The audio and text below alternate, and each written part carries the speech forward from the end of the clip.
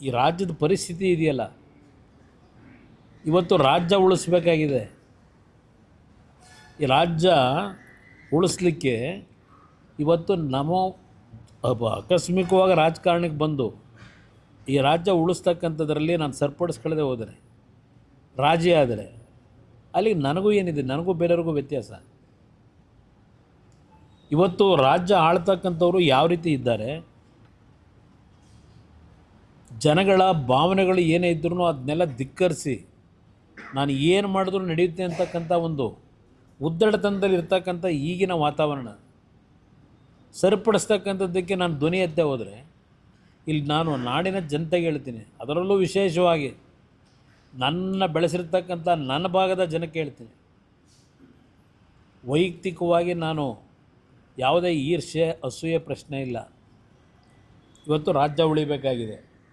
ಆ ಹಿನ್ನೆಲೆಯಲ್ಲಿ ನನ್ನ ಕೆಲವು ಕಠಿಣವಾದ ನಿರ್ಧಾರಗಳನ್ನು ಮಾಡಬೇಕಾದಾಗ, ಕೆಲವು ವಿಷಯಗಳನ್ನ ಎಕ್ಸ್ಪೋಸ್ ಮಾಡಬೇಕಾದ್ರೆ ನಾಡಿನ ಜನತೆಗೆ ಹೇಳ್ತೀನಿ, ಯಾವುದೋ ಒಂದು ವ್ಯಾಮೋಹಕ್ಕೋ ಇಲ್ಲ ಅಸೂಯೆಗೋ ಇಲ್ಲ ಈರ್ಷ್ಯೆಯಿಂದ ನಾನು ಮಾಡ್ತಾ ಇದ್ದೇನೆ ಅಂತಕ್ಕಂಥ ಭಾವನೆ ಇಟ್ಕೋಬೇಡಿ. ಇವತ್ತು ನಿಮ್ಮ ಮುಖಾಂತರ ಹೇಳ್ತಾ ಇದ್ದೀನಿ, ಇನ್ನು ಮುಂದಕ್ಕೆ ನನ್ನ ಹೋರಾಟ ಪ್ರಾರಂಭ ಆಗುತ್ತೆ. ಏನೇನು ನಡೀತಿದೆ ಅನ್ನೋದು ಗೊತ್ತಿದೆ ನನಗೆ. ಪಾಪ ನಮ್ಮ ಬಂಡವಾಳನೂ ಏನೋ ಬಿಡ್ತಾನಂತಲ್ಲ, ಬಿಟ್ಟಲಿ, ತೊಂದರೆ ಇಲ್ಲ. ಯಾವ ರೀತಿ ನಡ್ಕೊಂಡಿದ್ದೇನೆ ನಾನು ಮುಖ್ಯಮಂತ್ರಿ ಇದ್ದಾಗ, ಒಂದು ಇನ್ಸಿಡೆಂಟು ಹೇಳಿದ್ದೀನಿ ಹಲವಾರು ಬಾರಿ, ಗೊತ್ತಿದೆ. ನನ್ನ ಬಗ್ಗೆ ಟೀಕೆ ಮಾಡ್ತಲ್ಲ, ನಾವು ಅವ್ರ ಜೊತೆಯಲ್ಲೇ ಭಾಳ ದಿವಸ ಇದ್ದು ಅವ್ರು ಏನೇನು ನಡೆಸಿದ್ದಾರೆ ನಮಗೆ ಗೊತ್ತಿದೆ.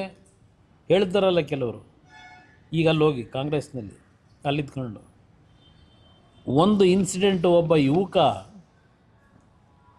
ಅದೆಂಥದೋ ನಿಮ್ಮ ಆಗ ಅದೆಂಥದೋ ಲಾಟ್ರಿ ಪ್ಲೇವಿನಿಲ್ಲ, ಎಂಥ ಲಾಟ್ರಿ ಇದ್ದಾಗ ನೋಡೋಣ, IPL ಅಲ್ಲ, ಕೃಷ್ಣ ಅವ್ರ ಕಾಲದಲ್ಲಿ ಯಾವುದೊಂದು ಮಾಡಿದ್ದಲ್ಲ, SM ಕೃಷ್ಣ ಅವ್ರ ಕಾಲದಲ್ಲಿ ಪ್ಲೇವಿನ್ನು, ಆ ಪ್ಲೇವಿನ್ ಲಾಟ್ರಿ ಆಗ ನಡೀತಿತ್ತಲ್ಲ.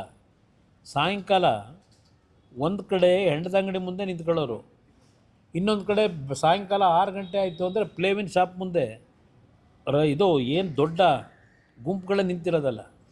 ಒಬ್ಬ ಯುವಕ ಬಂದು ನನ್ನ ಹತ್ರ ಬೆಳಗ್ಗೆ 6 ಗಂಟೆ ಮನೆ ಮುಂದೆ ನಿಂತಿದ್ದ. ಕರೆಸ್ದೆ, ಒಳಗಡೆ ಪೇಪರ್ ಓದ್ತಾ ಕೂತಿದ್ದ, ನೋಡಿದೆ ಮೇಲ್ಗಡೆ ಕಿಟಕಿಯಿಂದ. ಕರೆಸ್ಕೊಂಡು ಏನಪ್ಪ ಯಾಕೋ ನಿಂತಿದ್ಯಾ ಅಲ್ಲಿ ಅಂತ ಕೇಳಿದ್ರೆ ಹೇಳ್ತಾನೆ, ಆ ಪ್ಲೇವಿನ್ ವ್ಯಾಮೋಹಕ್ಕೆ ಒಳಗಾಗಿ 2 ಲಕ್ಷ ಸಾಲ ಮಾಡಿದ್ದೀನಿ, ಇವತ್ತಿನ ಸಾಲ ತೀರಿಸ್ತಿದೆ, ನಮ್ಮ ಕುಟುಂಬ ಸಂಪೂರ್ಣವಾಗಿ ಸೂಸೈಡ್ ಮಾಡ್ಕೋಬೇಕು ಅಂತಿದ್ದೀವಿ, ಕೊನೆ ಅಂತ ನಿನ್ನ ಹತ್ರ ಬಂದಿದ್ದೀನಿ ಅಂತಾನೆ. ಅದರ ಮೇಲೆ ಈ ರಾಜ್ಯದಲ್ಲಿ ಎಲ್ಲ ಲಾಟ್ರಿನ ನಿಷೇಧ ಮಾಡಬೇಕು ಅಂತ ತೀರ್ಮಾನ ಮಾಡಿದೆ. ನನ್ನ ಮೇಲೆ ಅವತ್ತು ಬಂದಂಥ ಒತ್ತಡ ಗೊತ್ತಿಲ್ವಾ? ಇವತ್ತು ಹೇಳ್ತಾರಲ್ಲ ಕುಮಾರಸ್ವಾಮಿದು ನೋಡಿದ್ದೀವಿ ಅಂತ ಹೇಳಿ, ಅಲ್ಲಿ ಕೂತ್ಕೊಂಡೀಗ ಎಲ್ಲರನ್ನೂ ಮೆಚ್ಚಿಸ್ಕೊಳ್ಳಿಕ್ಕೆ. ಎಸ್, ರಾಜಕಾರಣದಲ್ಲಿ ಇವತ್ತು ನಾನು ಹಲವಾರು ಬಾರಿ ಹೇಳಿದ್ದೀನಿ, ಚುನಾವಣೆ ಸಂದರ್ಭದಲ್ಲಿ ಮನೆ ದುಡ್ಡು ತಂದು ರಾಜಕೀಯ ಮಾಡೋಕ್ಕಾಗತ್ತಾ? ಆಲೂಗಡ್ಡೆ ಬೆಳೆದ್ಬಿಟ್ಟು ಆಲೂಗಡ್ಡೆಲಿ ಬಂದು ದುಡ್ಡಲ್ಲಿ ರಾಜಕೀಯ ಮಾಡೋಕ್ಕಾಯ್ತದೆ? ನಾನು ಹೇಳ್ತಾರಲ್ಲ, ಏನು ಆಲೂಗಡ್ಡೆ ಬೆಳೆದು ಆಸ್ತಿ ಪಡೆದ್ರ ಅಂತೇಳಿ. ನಾನು ಬಂದಂಥದ್ದು ನನ್ನ ಜಮೀನು ಇದೆಯಲ್ಲ, ಇದನ್ನು 100 ಎಕರೆ ಇದನ್ನು ಪೋಸ್ಟ್ ಅಂಟಿಸಿದ್ರಲ್ಲ, ಈ ಬಿಡದಿ ಹತ್ರ ಅಂಟಿಸ್ಕೊಂಡು ಜನಗಳನ್ನ ಬದಲಾವಣೆ ಮಾಡ್ತೀವಿ ಅಂತೇಳಿ. ನನ್ನ ಹೆಂಡ್ತಿದು, ನನ್ನ ಮಗಂದು, ನಂದು ಎಲ್ಲ ಫೋಟೋಗಳು ಹಾಕವ್ರಲ್ಲ. ಈ ಕೈಯಲ್ಲಿ ಹೇಳಿದ್ನಲ್ಲ ಮೊನ್ನೆ ಹೆಂಗಿದೆ ಅಂತೇಳಿ. ಅವತ್ತು ಎಷ್ಟು ಕೋಟಿ ನನಗೆ ಸುರಿಯಾಗಿ ಬಂದರು. ಆ ಪ್ಲೇವಿನ್ ಲಾಟ್ರಿ, ಆನ್ಲೈನ್ ಇದನ್ನು ಪ್ಲೇವಿನ್ ಲಾಟ್ರಿಗಳನ್ನ ನಾನೇನು ನಿಷೇಧ ಮಾಡಿದೆ, ಎಲ್ಲ ಸಂಪೂರ್ಣ ಬಂದ್ ಮಾಡಿದೆ. ಬಂದ್ರಲ್ಲ ನನ್ನ ಹತ್ರ ಇದ್ದಂಥ ಒಬ್ಬ ಅಧಿಕಾರಿ, ಸರ್ ವಿಂಡ್ಸರ್ ಮ್ಯಾನರಲ್ಲಿ ಸೂಟ್ ಕೇಸ್ ಇಟ್ಕೊಂಡು ಕೂತವ್ರೆ ಸರ್ ಅಂತ ನನ್ನ ಮುಂದೆ ಬಂದರಲ್ಲ ಒಬ್ಬ ಅಧಿಕಾರಿ. ಬೈದು ಕಳಿಸಿ, ನಿನ್ನ ಕೆಲಸ ಏನು ಅಂತ ಹೇಳಿ. ನಿನ್ನ ಕೆಲಸ ಏನಿದೆ ಅಷ್ಟು ಮಾಡು, ರಾಜಕೀಯಕ್ಕೆ ದುಡ್ಡು ಬೇಕು, ಇಂಥ ಪಾಪದಂಡದಿಂದ ರಾಜಕೀಯ ಮಾಡಲ್ಲ ಅಂತ ಹೇಳಿದೆ. ನನ್ನ ಪಕ್ಷದಲ್ಲಿ ಎಸ್, ನಾನು ಕೆಲವರಿಗೆ ವಿಧಾನ ಪರಿಷತ್ತಿಗೆ ಸೀಟ್ ಕೊಡಬೇಕಾದ್ರು ಪಕ್ಷಕ್ಕೆ ದೇಣಿಗೆ ತಗೊಂಡಿದ್ದೀನಿ ಅವ್ರ ಹತ್ರ. ಓಪನ್ ಆಗಿ ಹೇಳಿದ್ದೀನಿ, ನಾನು ಈ ಪಕ್ಷ ನಡೆಸಬೇಕಾದ್ರೆ ಕೆಲವರು ಶಾಸಕರು ಚುನಾವಣೆಯಲ್ಲಿ ಸಾಲ ಮಾಡಿ ಬಂದಿದ್ದೀವಿ, ವಿಧಾನ ಪರಿಷತ್ಗೂ ರಾಜ್ಯಸಭಾ ಸೀಟ್ ಕೊಡಿಸ್ಬೇಕಾದ್ರೆ ಕೊಟ್ಟಾಗ ನಮಗೆ ಅಷ್ಟು ಕೊಡಿಸಿ ಇಷ್ಟು ಕೊಡಿಸಿ ಅಂತೇಳಿ ಡಿಮ್ಯಾಂಡ್ ಮಾಡಿದಂಥವ್ರು ಕುಮಾರಸ್ವಾಮಿ ಟಿಕೆಟ್ ಕೊಡಬೇಕಾದ್ರೆ ಎಷ್ಟು ದುಡ್ಡು ತಗೊಂಡ? ಏನು ನನ್ನ ಸ್ವಂತಕ್ಕೆ ತಗೊಂಡಿದ್ದೀನ? ಟಿಕೆಟ್ನ ಕೊಡಬೇಕಾದ್ರೆ ಅಸೆಂಬ್ಲಿ ಚುನಾವಣೆಯಲ್ಲಿ ನಾನು ಯಾರ ಹತ್ರನೂ ಭಿಕ್ಷೆ ಬೇಡಿಲ್ಲ. ಬೇರೆಯವ್ರ ಹತ್ರ ಭಿಕ್ಷೆ ಬೇಡಿ ಒಂದೊಂದು ಕ್ಯಾಂಡಿಡೇಟ್ಗೆ ಒಂದು ರಾಜಕೀಯ ಒಂದು ಸಣ್ಣ ಪಕ್ಷ, ಈ ಪಕ್ಷ ಉಳಿಸ್ಕೊಳ್ಳಿಕ್ಕೆ ಯಾವ್ಯಾವ ಥರ ನಾನು ವೈಯಕ್ತಿಕವಾಗಿ ನಡೆದೀನಿ ನನಗೆ ಗೊತ್ತಿದೆ. ಇವ್ರ ಹತ್ರ ಉತ್ತರ ತಗೋಬೇಕಾ? ನಾನು ಇವರಿಂದ ಸರ್ಟಿಫಿಕೇಟ್ ತಗೋಬೇಕಾ? ರಾಜ್ಯದಲ್ಲಿ ಮುಖ್ಯಮಂತ್ರಿಯಾಗಿ ಸೈನ್ ಹಾಕಬೇಕಾದ್ರೆ ನಾನು ಆ ಸೈನ್ ಮಾರಾಟಕ್ಕೆ ಎಂದೂ ಇಟ್ಟಿಲ್ಲ. ಸೈನ್ ಹಾಕಬೇಕಾದ್ರೆ ಇವತ್ತು ಡೆಲ್ಲಿನಲ್ಲಿ ಮಂತ್ರಿ ಇದ್ದೀನಿ, ನನ್ನ ಸೈನ್ನ ಮಾರಾಟಕ್ಕೆ ಇಟ್ಟಿಲ್ಲ. ಅಲ್ಲಿ ಡೆಲ್ಲಿ ಒಳಗೂ 2 ಇಲಾಖೆ ನಡೆಸ್ತಾ ಇದ್ದೀನಿ. ಯಾವ ರೀತಿ ಒಂದು ವಿಶ್ವಾಸದಲ್ಲಿ ಅವ್ರಿಗೆ ಕೆಲಸ ಮಾಡ್ತಾ ಇದ್ದೀನಿ. ನನ್ನ ಆತ್ಮಕ್ಕೆ ನಾನು ಹೇಳ್ಕೋಬೇಕು, ದೇವ್ರಿಗೆ ಹೇಳ್ಕೋಬೇಕು. ನಾನು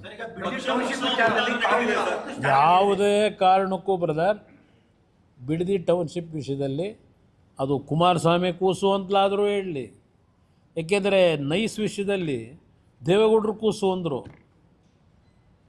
ಆದರೆ ಆ ಕಾರ್ಯಕ್ರಮಗಳಲ್ಲಿ ಲೂಟಿ ಮಾಡಿದಾರೆ ಯಾರು? ನೈಸಲ್ಲಿ ಇದೆಲ್ಲ ದೊಡ್ಡ ಕಥೆ ಇದೆ, ಬಿಟ್ಟುಬಿಡಿ.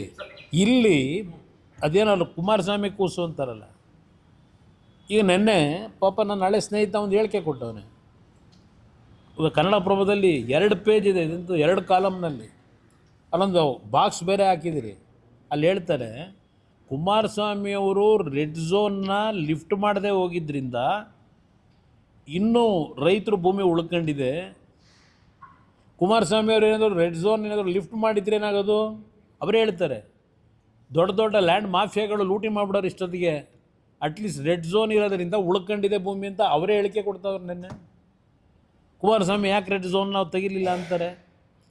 ಮುಖ್ಯಮಂತ್ರಿಗಳು ಅದೆಂಥದ್ದು ಡೇಟ್ ವೈಸು ಉದಯವಾಣಿ ಪತ್ರಿಕೆಯಲ್ಲಿ ಬಂದಿದೆ, ಒಂದೆಲ್ಲ ಟೈಪ್ ಮಾಡಿ ಎಲ್ಲ ಪತ್ರಿಕೆಗಳಿಗೆ ಕೊಟ್ಟವ್ರೆ.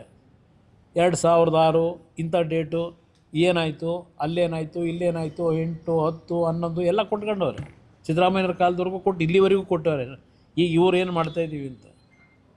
ನನ್ನ ಕಾಲದಲ್ಲಿ DLF ಕಂಪ್ನಿ ದುಡ್ಡು ಕಟ್ಟಿಲ್ಲ. DLF ಕಂಪ್ನಿಯವರು ರಾಜ್ಯದಲ್ಲಿ ಗವರ್ನರ್ ಆಡಳಿತ ಇದ್ದಾಗ, ರಾಜ್ಯಪಾಲರ ಆಡಳಿತ ಇದ್ದಾಗ ಕಟ್ಟಿರೋದು ಅವರು. ಆಮೇಲೆ ಮುಂದೆ ಬಂದು ಸರ್ಕಾರದಲ್ಲಿ ದುಡ್ಡು ವಾಪಸ್ ತಗೊಂಡು ಹೋಗವ್ರೆ. ನಾನು ಮಾಡಬೇಕು ಅಂತ ಇದ್ದಿದ್ದು ನಿಜ. ವಿಧಾನಸಭೆಯ ಕಲಾಪದಲ್ಲಿ ರಿಲೀಸ್ ಮಾಡ್ತೀನಿ ಅದೆಲ್ಲ. 2007 ಜುಲೈ 30-31ನೇ ತಾರೀಕು 2007 ಇದೇ ಸಿದ್ದರಾಮಯ್ಯನವ್ರು ಏನು ಭಾಷಣ ಮಾಡಿದ್ದಾರೆ ಬಿಡದಿ ಟೌನ್ಶಿಪ್ ಬಗ್ಗೆ. ನಂದಗುಡಿ ಭಾಗದಲ್ಲಿ SEZನ ಕೇಂದ್ರ ಸರ್ಕಾರ ಅವತ್ತು UPA ಸರ್ಕಾರ, ಮನಮೋಹನ್ ಸಿಂಗ್ ಪ್ರೈಮ್ ಮಿನಿಸ್ಟ್ರು, ಈ ದೇಶದಲ್ಲಿ ಎಲ್ಲ ರಾಜ್ಯಗಳಿಗೆ SEZನ್ನು ಯಾವ ರೀತಿ ಮಾಡಬೇಕು ಅಂತ ಹೇಳಿ 60 ದಿವಸ ಟೈಮ್ ಕೊಟ್ಟು ಅವತ್ತೇನು ತೀರ್ಮಾನ ಮಾಡಿದರು ಕಾಂಗ್ರೆಸ್ ಸರ್ಕಾರ ಅಲ್ಲಿ ಡೆಲ್ಲಿನಲ್ಲಿ. ಅದೆಲ್ಲದರ ಬಗ್ಗೆ ಪಾಪ ಸಿದ್ದರಾಮಯ್ಯನವರು ಏನು ಪುಟಗಟ್ಟಲೆ ಮಾತಾಡೋರೆ ಬಿಡದಿ ಟೌನ್ಶಿಪ್ ಬಗ್ಗೆ. ಇದೇ ಈಗಿನ ಮುಖ್ಯಮಂತ್ರಿಗಳು ಪುಟಗಟ್ಟಲೆ ಮಾತಾಡೋರೆ. ಮಲ್ಲಿಕಾರ್ಜುನ್ ಖರ್ಗೆ ಅವರು ಮಾತನಾಡಿದ್ದಾರೆ. ಅವತ್ತಿನ ಸತ್ಯಶೋಧನಾ ಸಮಿತಿ ವರದಿ ಕೊಟ್ಟರಲ್ಲ, ಇದೆಲ್ಲ ವಿಧಾನಸಭೆ ಕಲಾಪದಲ್ಲಿ ಏನು ಇದೆ ದಾಖಲೆಗಳು. ಅವತ್ತು ನಾನು ಉತ್ತರ ಕೊಟ್ಟಿದ್ದೀನಿ ಮುಖ್ಯಮಂತ್ರಿಯಾಗಿ. ಒಂದು ನಿಮಿಷ, ಸತ್ಯ ಅಂತ ಹೇಳ್ತಾನೇ ಇದ್ದೀನಲ್ಲ. ನಾನು ಹೇಳ್ತಾ ಇದ್ದೀನಲ್ಲ, 5 ಟೌನ್ಶಿಪ್ ಮಾಡಬೇಕು ಅಂತ ಒಂದು ದೂರದೃಷ್ಟಿಯಿಂದ ತೀರ್ಮಾನ ಮಾಡಿದ್ದು ನಿಜ. ಆದರೆ ನಾನು ನನ್ನನ್ನು ಆಯ್ಕೆ ಮಾಡಿದಂಥ ಆ ಭಾಗದ ಜನರನ್ನ ನಮ್ಮ ಕೃಷ್ಣಾ ಕಚೇರಿಗೆ ಕರೆದು ಎಲ್ಲ ಹಿರಿಯರು, ಕಾಂಗ್ರೆಸ್ಸು BJP JDS ಪ್ರಶ್ನೆ ಇಲ್ಲ, ಎಲ್ಲ ಹೆಣ್ಣುಮಕ್ಕಳು ಹಲವಾರು ಜನ ಪ್ರಮುಖರನ್ನ ಕರೆದು 3-4 ಸಭೆ ಮಾಡಿದೆ. ಅವ್ರ ಭಾವನೆಗಳನ್ನು ಅರ್ಥ ಮಾಡ್ಕೊಂಡೆ. ವಿಧಾನಸಭೆ ಕಲಾಪದಲ್ಲಿ ಹೇಳಿದ್ದೇನೆ, ನನ್ನನ್ನು ಆಯ್ಕೆ ಮಾಡಿರ್ತಕ್ಕಂಥ ಪುಣ್ಯಾತ್ಮರು ತಂದೆ ತಾಯಂದರು ಅವ್ರ ವಿರುದ್ಧವಾದ ನಿರ್ಣಯ ಮಾಡಲ್ಲ. ಯಾವುದೇ ರೀತಿಯಲ್ಲಿ ರೈತರ ಭೂಮಿನ ಅಭಿವೃದ್ಧಿ ಹೆಸರಿನಲ್ಲಿ ಲಪ್ಟಾಯಿಸ್ಲಿಕ್ಕೆ ಬಿಡಲ್ಲ. ಈ ಪದನ ಅವ್ರ ಮುಖದ ಮೇಲೆ ಹೇಳಿದ್ದೀನಿ. ಈಗ ಏನು ಹೇಳ್ತಾವ್ರಲ್ಲ ಈಗ ಈ ಮಹಾನ್ ನಾಯಕರು, ಅವ್ರ ಮುಖದ ಮೇಲೆ ಹೇಳಿದ್ದೀನಿ. ಅಲ್ಲಿ 450 ದಿವಸದಿಂದ ಕೂತವ್ರೆ ಪ್ರತಿಭಟನೆ ಮಾಡ್ಕೊಂಡು, ಒಂದು ಗೌರವ ಕೊಡಲಿಲ್ಲ ರೈತ ಜನಕ್ಕೆ. ಇವರಿಂದ ನಾನು ಪಾಠ ಕಲಿಬೇಕಾ? ನಾನು ಬಿಡೋಕ್ಕಾಗುತ್ತಾ ಇದನ್ನು ಸಬ್ಜೆಕ್ಟ್ನ? ಯಾರಿಗೋಸ್ಕರ ಮಾಡ್ತಾವ್ರೆ? Sir, CM